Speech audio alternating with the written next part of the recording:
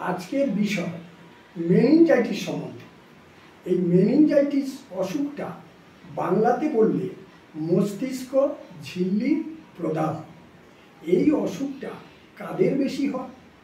6 মাস থেকে 6 বছরের বাচ্চাদের বেশি হয়। প্রথম শুরুটা হয় কিভাবে?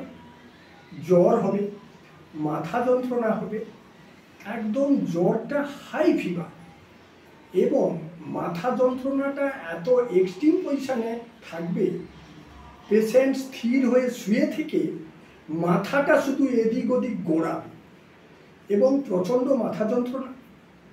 এই অসুখে লস অফ মেমোরি হয়ে যায়, ল্যাক অফ কনসেন্ট্রেশন হয় এবং ড্রাউজিনেস থাকে এবং ঘাড় স্টিফনেস হয়ে যায়।